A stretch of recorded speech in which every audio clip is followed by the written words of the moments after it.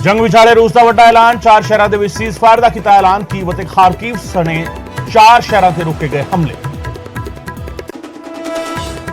महायुद्ध ਨੂੰ ਲੈ ਕੇ ਅੱਜ इंटरनेशनल कोर्ट ऑफ जस्टिस में सुनवाई। यूक्रेन ने रूस ते लाया कतलेआम का इल्जाम। ਅੱਜ यूक्रेन पहला रखेगा अपना पक्ष, कल कोर्ट के रूस का होएगा जवाब। हमले की मार चल रहे यूक्रेन के राष्ट्रपति ज़ेलेंस्की के नाल गल करनगे प्रधानमंत्री नरेंद्र मोदी। रशियन राष्ट्रपति पुतिन नाल भी कर सकते हैं गल। जंग के विचाले फंसे भारतीयों की सुरक्षित वापसी ते करनगे चर्चा। पंजाबी विद्यार्थी हरजोत सिंह यूक्रेन तो निकलिया, भारतीय डिप्लोमैट्स के नाल पहुंचा पोलैंड। अज होगी वतन वापसी। 27 फरवरी को गोली वजन करके जख्मी होया सी हरजोत। चोण नतीजा का काउंटडाउन शुरू, बदन लगियां सियासतदानां दियां धड़कनां। वड्डा सवाल पंजाब विच इस बार किसदी बनेगी सरकार। नतीजा तो पहला सारियां पार्टियां कर रही आपो अपनी जिद के दावे। कांग्रेस का दावा असीं बनावांगे सरकार, तो आम आदमी पार्टी बोली मिलेगी पूर्ण बहुमत। अकाली दल ते बीजेपी भी सरकार बनाने का भर रहे ने दम। बीबीएमबी के मुद्दे ते सियासी संग्राम जारी। सीएम ने अमित शाह तो मंगया मिलन का वक्त। वेरका बोले पंजाब के नाल दुश्मनी कट रहे केंद्र, तब बीजेपी का पलटवार। अपनी नालायकी का ठीकरा, दूजे सिर बन रही चन्नी सरकार। फिरोजपुर विच बीएसएफ ने मार गिराया पाकिस्तानी ड्रोन। ड्रोन के नाल 5 पैकेट नशा बरामद। पाकिस्तान वाले पासों आया सी ड्रोन।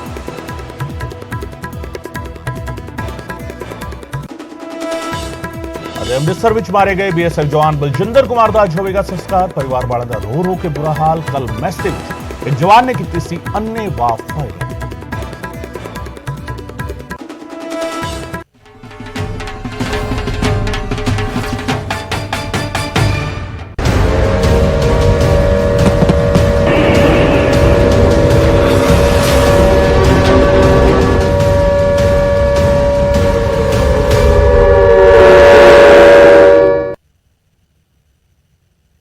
न्यूज़ 18 पंजाब हरियाणा हिमाचल वेख रहे दर्शकों का स्वागत है। मैं हाँ गगनदीप चौहान। महायुद्ध है ते महायुद्ध की अपडेट असन लगातार दे रहे हैं। बुलेटिन की शुरुआत इस वेले की वड्डी खबर के नाल यूक्रेन में फंसे भारतीयों के लिए सब तो वड्डी खबर असीं दस्सण जा रहे हैं।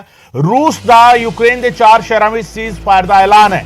कीव, खारकीव, मारियोपोल ते सुमी विच सीज़ फायर किया गया। कीव, खारकीव ते सुमी विच हाले भी फंसे हुए ने कई भारतीय। आम लोगों को कड्ढण दे लई रूस ने हमले रोक दिते ने। कल भी मारियोपोल विच 6 घंटे के लिए सीज़ फायर किया गया सी। गोलीबंदी का ऐलान किया रूस ने।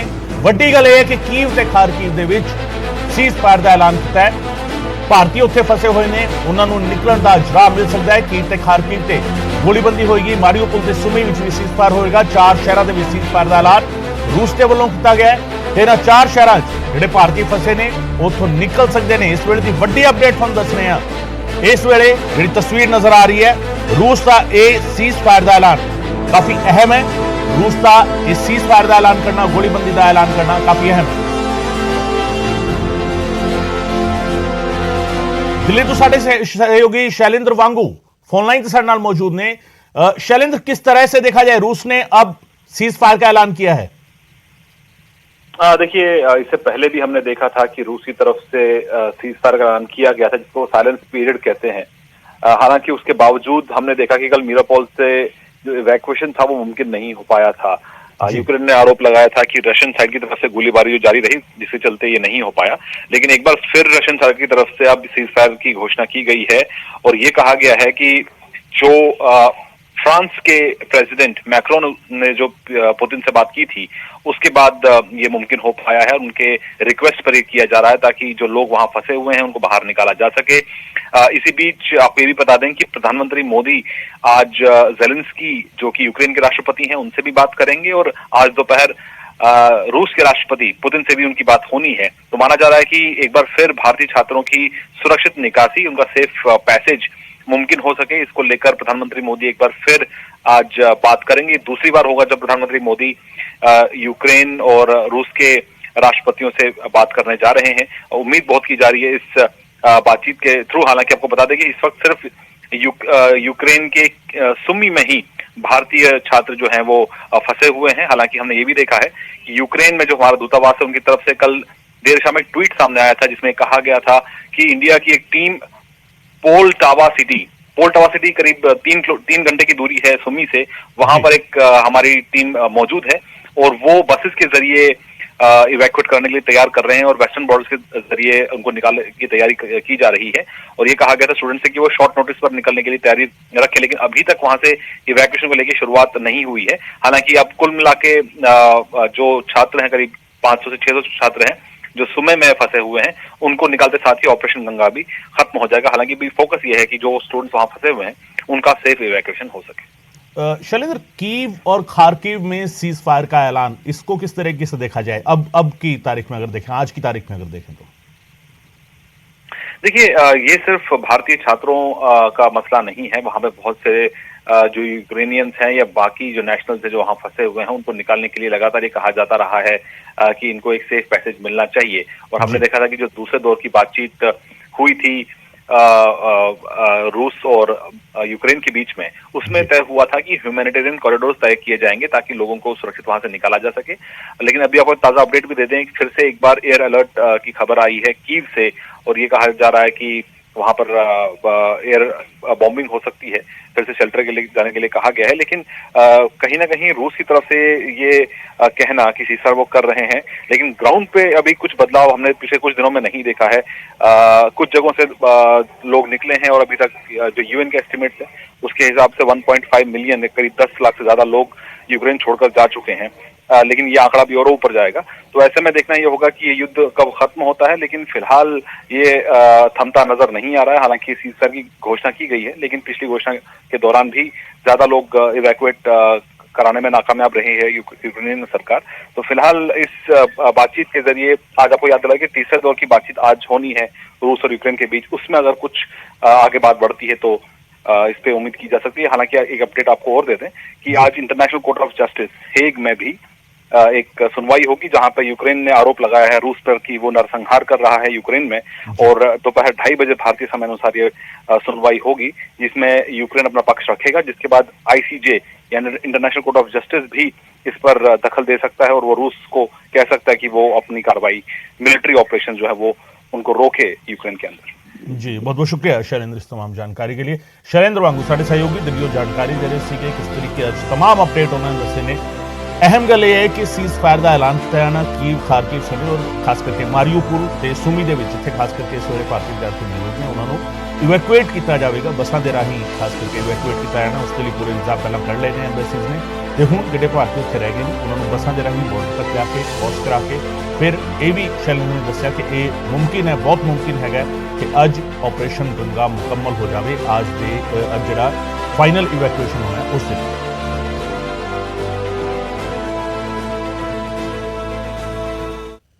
और यूक्रेन के राष्ट्रपति के नाल प्रधानमंत्री नरेंद्र मोदी गल करनगे, फोन ते ज़ेलेंस्की के नाल गलबात करनगे प्रधानमंत्री नरेंद्र मोदी। रूस के राष्ट्रपति पुतिन के नाल भी गलबात कर सकते हैं। इस वेले की अहम खबर तुहानूं दस रहे हैं। शैलेंद्र भी दस रहे थे अपडेट, फसे हुए भारतीयों की सुरक्षित वापसी से चर्चा की जाएगी। यूक्रेन में अजे भी कई भारतीय फसे हुए हैं। ज़ेलेंस्की, यूक्रेन के राष्ट्रपति व्लादिमीर ज़ेलेंस्की, रूस के राष्ट्रपति व्लादिमीर पुतिन दोवां दे नाल गलबात करनगे प्रधानमंत्री नरेंद्र मोदी। लगातार इन टच हैगी है भारत सरकार ते लगातार कोशिश हो रही है। मुद्दा जदों भी गलबात होंदी है मसला यही चुकिया जाता है कि भारतीयों की वापसी किवें होवे। इत्थे एक गल ये भी हैगी है जिहड़ी अहम समझण वाली गल है कि जंग वाले मुल्क दे विच सीधे तौर पर किसी भी दूजे मुल्क की इंटरफेरेंस नहीं हो सकती, यानी भारतीय फौजां या भारतीय जिहड़े सुरक्षा दस्ते ने उत्थे जाके इवैक्यूएट नहीं कर सकते, पर उहदे आले दुआले जिहड़े मुल्क ने उत्थों फ्लाइट्स के राही उत्थों एयर लिफ्टिंग करके उत्थों बकायदा लिया जा सकता है विद्यार्थियों को। छात्र जो उत्थे फसे हुए हैं, भारतीय जो उत्थे फसे हुए हैं, उन्होंने लिया जा सकता है। इस करके ये अहम गलबात है। ज़ेलेंस्की के नाल भी प्रधानमंत्री नरेंद्र मोदी गलबात करेंगे, पुतिन के नाल भी गलबात करेंगे। तो अहम गल ये भी है कि बीते दिन जिस तरीके के बयान सामने आए सी, यूक्रेन के कैबिनेट मंत्रियों के बयान सामने आए कि भारत सरकार को भी कितने न कितने कोशिश करनी चाहिए जेकर वो रूस को कह सकन जंगबंदी के लिए, पुतिन को कह सकन जंगबंदी के लिए। तो प्रधानमंत्री नरेंद्र मोदी से उन्होंने यकीन जताया कि वो अजिहा कर सकते हैं, जंगबंदी के अपनी भूमिका अदा कर सकते हैं। सो अज फोन से गलबात करेंगे ज़ेलेंस्की ते पुतिन के नाल प्रधानमंत्री नरेंद्र मोदी। फैसला की होंगे कि निकल के आंदा इस गलबात बाद वो भी अपडेट होंगे।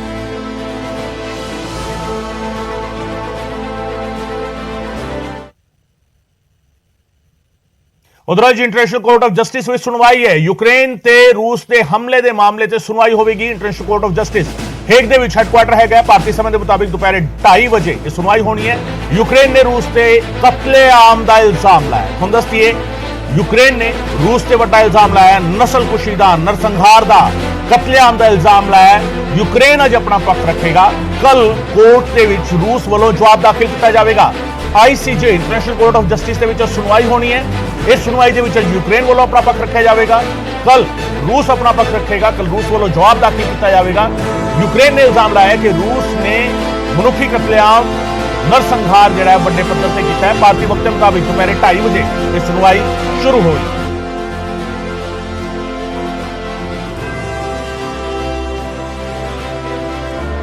ਉਧਰ ਮਾਈਕੋਲਾਈਵ ਵਿੱਚ ਮੁੜ ਤੋਂ ਗੋਲੀਬਾਰੀ ਸ਼ੁਰੂ ਹੋਈ ਹੈ। ਰਿਹਾਇਸ਼ੀ ਇਮਾਰਤ ਨੂੰ ਅੱਗ ਲੱਗੀ ਹੈ। ਰੂਸ ਦੀ ਗੋਲੀਬਾਰੀ ਦੇ ਨਾਲ ਵੱਡਾ ਨੁਕਸਾਨ ਇੱਥੇ ਵੇਖਣ ਨੂੰ ਮਿਲਿਆ ਹੈ। ਇੱਕ ਪਾਸੇ ਰੂਸ ਸੀਜ਼ ਫਾਇਰ ਦਾ ਐਲਾਨ ਕਰ ਰਿਹਾ ਹੈ, ਪਰ ਦੂਜੇ ਪਾਸੇ ਗੋਲੀਬਾਰੀ ਵੀ ਲਗਾਤਾਰ ਜਾਰੀ ਹੈ। ਗੋਲੀਬਾਰੀ ਕੀਤੀ ਜਾ ਰਹੀ ਹੈ ਤੇ ਗੋਲੀਬਾਰੀ ਦੇ ਵਿੱਚ ਨੁਕਸਾਨ ਰਿਹਾਇਸ਼ੀ ਇਲਾਕਿਆਂ ਦੇ ਵਿੱਚ ਹੋ ਰਿਹਾ ਹੈ, ਇਮਾਰਤਾਂ ਨੂੰ ਨੁਕਸਾਨ ਹੋ ਰਿਹਾ ਹੈ। ਯੂਕਰੇਨ ਦੇ ਲੁਹਾਨਸਕ ਵਿੱਚ ਵੱਡਾ ਹਮਲਾ ਹੋਇਆ। ਰੂਸ ਨੇ ਤੇਲ ਡਿਪੂ ਤੇ ਗੋਲੀਬਾਰੀ ਕੀਤੀ ਤੇ ਤੇਲ ਡਿਪੂ ਦੇ ਵਿੱਚ ਅੱਗ ਲੱਗ ਗਈ। ਉਸ ਤੋਂ ਬਾਅਦ ਮਾਈਕੋਲਾਈਵ ਦੇ ਵਿੱਚ ਵੀ ਮੁੜ ਤੋਂ ਗੋਲਾਬਾਰੀ ਸ਼ੁਰੂ ਹੋਈ ਹੈ। ਰੂਸ ਦਾ ਵੱਡਾ ਹਮਲਾ ਲਗਾਤਾਰ ਜਾਰੀ ਹੈ ਤੇ ਰਿਹਾਇਸ਼ੀ ਇਮਾਰਤ ਨੂੰ ਅੱਗ ਲੱਗੀ ਹੈ। ਰਿਹਾਇਸ਼ੀ ਇਲਾਕਾ ਦੇ ਵਿੱਚ ਹਾਲਾਂਕਿ ਲਗਾਤਾਰ ਅਸੀਂ ਇਹ ਕਹਿ ਰਹੇ ਹਾਂ ਕਿ ਰਿਹਾਇਸ਼ੀ ਇਮਾਰਤਾਂ ਨੂੰ ਨਿਸ਼ਾਨਾ ਨਹੀਂ ਬਣਾਇਆ ਜਾ ਸਕਦਾ, ਪਰ ਰਿਹਾਇਸ਼ੀ ਇਮਾਰਤਾਂ ਨੂੰ ਨਿਸ਼ਾਨਾ ਬਣਾਇਆ ਜਾ ਰਿਹਾ ਹੈ। ਮਾਈਕੋਲਾਈਵ ਯੂਕਰੇਨ ਤੋਂ ਇਹ ਤਸਵੀਰਾਂ ਸਾਹਮਣੇ ਆਈਆਂ ਨੇ।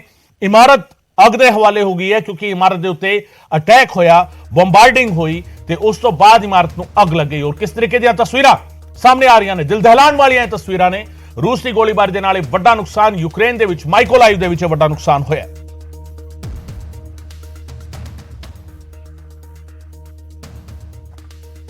ਉਧਰ ਯੂਕਰੇਨ ਦੇ ਲੁਹਾਨਸਕ ਵਿੱਚ ਵੀ ਰੂਸ ਦਾ ਵੱਡਾ ਹਮਲਾ ਹੋਇਆ ਹੈ। ਰੂਸ ਨੇ ਤੇਲ ਡਿਪੂ ਤੇ ਗੋਲੀਬਾਰੀ ਕੀਤੀ ਹੈ। ਤੇਲ ਡਿਪੂ ਦੇ ਵਿੱਚ ਭਿਆਨਕ ਅੱਗ ਲੱਗੀ ਤੇ ਧੂਏ ਦਾ ਵੱਡਾ ਗੁਬਾਰ ਇੱਥੇ ਵੇਖਣ ਨੂੰ ਮਿਲਿਆ। ਯੂਕਰੇਨ ਦੇ ਲੁਹਾਨਸਕ ਦੇ ਵਿੱਚ ਤੇਲ ਡਿਪੂ ਨੂੰ ਟਾਰਗੇਟ ਕੀਤਾ ਰੂਸ ਦੀ ਫੌਜ ਨੇ। ਰੂਸ ਦੇ ਹਮਲੇ ਲਗਾਤਾਰ ਜਾਰੀ ਨੇ। ਇੱਕ ਪਾਸੇ ਰੂਸ ਜੰਗਬੰਦੀ ਦਾ ਐਲਾਨ ਵੀ ਕਰਦਾ ਹੈ ਕੁਝ ਸ਼ਹਿਰਾਂ ਵਿੱਚ, ਪਰ ਬਾਕੀ ਸ਼ਹਿਰਾਂ ਦੇ ਵਿੱਚ ਉਸ ਦੇ ਲਗਾਤਾਰ ਅਟੈਕ ਜਾਰੀ ਨੇ ਔਰ ਅਟੈਕ ਲਗਾਤਾਰ ਤੇਜ਼ ਹੁੰਦੇ ਜਾ ਰਹੇ ਨੇ। ਲਗਾਤਾਰ ਜੰਗ ਜਿਹੜੀ ਹੈਗੀ ਹੈ ਉਹ ਇੱਕ ਪਾਸੇ रूस जंगबंदी का ऐलान करता है, एक पासे Ukraine international court of justice में इस मामले में लेके जाता है, दूजे पासे रूस की फौज का हमला लगातार तेज हो रहा है। लुहानसक दे विच तेल डिपू नूं निशाना बनाया गया ते लुहानसक दे विच तेल डिपू नूं जिस तरीके अग लगी है, धुएं का काला बदल साफ तौर पर नजर आ रहा है। किस तरीके वड्डा बदल वड्डा गुबार धुएं का लुहानसक दे विच तेल डिपू तो उठता हुआ नजर आ रहा है, क्योंकि रूस की फौज ने तेल डिपू नूं टारगेट करके उस निशाना बनाया, उसने अटैक किया है ते तेल डिपू दे विच अग लगी हुई है।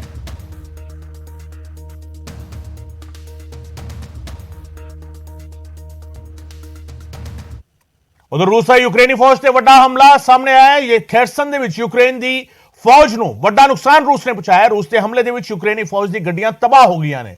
हाईवे ते यूक्रेनी फौज दी कई गड्डियां तबाह कर दित्तियां गईयां ने। रूस लगातार अटैक कर रहा है, सिविलियन इलाके निशाना बना रहा है ते यूक्रेन दी फौज नूं भी वड्डा नुकसान खैरसन दे विच पहुंचाया। रूस के हमले विच यूक्रेनी फौज दी गड्डियां होना काफला तबाह होया है। यूक्रेन दे उत्ते वड्डा हमला रूस ने किया और ये तस्वीरां इस गल दी शादी पर रही ने, ये तस्वीरां इस खबर दी शादी पर रही ने। अपडेट लगातार इस तुहानूं दस रहे हैं किस तरीके तस्वीरां सामने आ रही ने।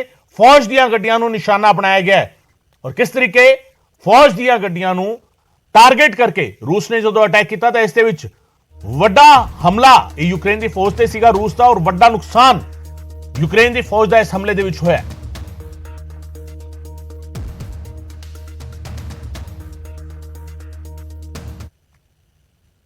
उधर आज शाम वतन वापसी होगी हरजोत सिंह दी। वीके सिंह ने हरजोत दे नाल मुलाकात की। पोलैंड दे विच हरजोत दे नाल ये मुलाकात की गई है। तुहानूं दस्सीए 27 फरवरी नूं गोली लगन करके जख्मी होया सी हरजोत। उस तो बाद जेरे इलाज सी। जेरे इलाज हरजोत पंजाबी विद्यार्थी जिहड़ा पढ़ाई कर रहा सीगा यूक्रेन दे विच ते गोली वजी उसनूं जख्मी होया। जख्मी होने तो बाद उसकी इलाज शुरू होया हस्पताल दे विच। उस तो बाद उसनूं शिफ्ट किया गया। पोलैंड पहुंच चुका है हरजोत। हरजोत दे नाल जनरल वीके सिंह भारत सरकार दे विच मंत्री ने उन्होंने गलबात की है, मुलाकात की है ते अज वतन वापसी होगी हरजोत सिंह दी। अज शाम वतन परतेगा हरजोत सिंह। हरजोत सिंह जिसने इस जंग नूं बेहद नेड़ियों वेख्या है, जिहड़ा इस जंग विच किते ना किते शिकार भी बनया, इस जंग का शिकार होया, गोली लगी उसनूं, जख्मी होया ते जख्मी होए हरजोत नूं फिर उसका इलाज किया गया। और ये तस्वीरां तुहानूं दिखा रहे हैं किस तरीके हरजोत नूं लिआंदा जा रहा है। इलाज करने तो बाद उसनूं शिफ्ट किया गया, पोलैंड लिआंदा गया ते पोलैंड तो बाद ਅੱਜ ਉਸ ਦੀ ਵਤਨ ਵਾਪਸੀ ਹੋਵੇਗੀ। ਤਾਜ਼ਾ ਤਰੀਨ ਤਸਵੀਰਾਂ ਤੁਹਾਨੂੰ ਦਿਖਾ ਰਹੇ ਹਾਂ। ਪੋਲੈਂਡ ਤੋਂ ਵਾਪਸੀ ਹੋਵੇਗੀ ਹਰਜੋਤ ਦੀ। ਹਰਜੋਤ ਨੂੰ ਟ੍ਰੀਟ ਕੀਤਾ ਗਿਆ ਪਹਿਲਾਂ। ਹਰਜੋਤ ਦੀ ਸਿਹਤ ਜਦੋਂ ਸਥਿਰ ਹੋ ਗਈ ਹੈ ਉਸ ਤੋਂ ਬਾਅਦ ਹੁਣ ਉਸ ਨੂੰ ਇਵੈਕੂਏਟ ਕਰਕੇ ਜਿਸ ਤਰੀਕੇ ਲਿਆਂਦਾ ਜਾ ਰਿਹਾ ਬਾਕੀ ਭਾਰਤੀ ਵਿਦਿਆਰਥੀਆਂ ਨੂੰ, ਉਸੇ ਤਰੀਕੇ ਹਰਜੋਤ ਨੂੰ ਬਕਾਇਦਾ ਸਟ੍ਰੈਚਰ ਤੇ ਲਿਆਂਦਾ ਜਾ ਰਿਹਾ। ਤੇ ਨਾਲ ਹੀ ਤੁਹਾਨੂੰ ਦੱਸ ਦਈਏ ਕਿ ਇਹ ਪੂਰਾ ਮਾਮਲਾ ਜਿਹੜਾ ਹੈ ਭਾਰਤੀ ਵਿਦਿਆਰਥੀ शिकार होए रूस के हमले का, रूस के हमले का शिकार होए भारतीय विद्यार्थियों चो एक सी हरजोत।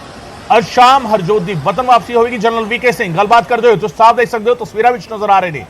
जनरल वीके सिंह भारत सरकार के विच मंत्री गलबात कर रहे हैं हरजोत के नाल ते उस तो बाद हरजोत नूं अज शाम भारत लिया जाएगा। अहम तस्वीर हरजोत के परिवार लिए बहुत ये सुख पहुंचाने वाली, ये कितना कितने दिलासा देने वाली है। सब तो वड्डा उन्होंने अज एक ताकत जी महसूस होगी परिवार को। उन्होंने अपना बच्चा उन्होंने कोल आएगा, शाम को वापसी होगी।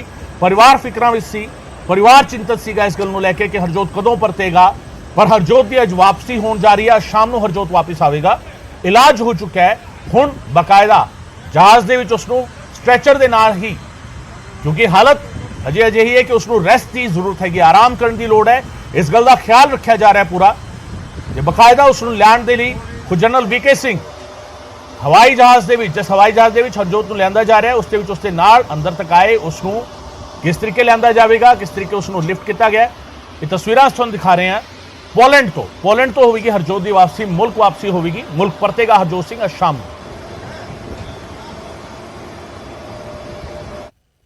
वक्त फिलहाल एक छोटे ब्रेक का, ब्रेक तो बाद भी खबरां सिलसिला जारी रहेगा।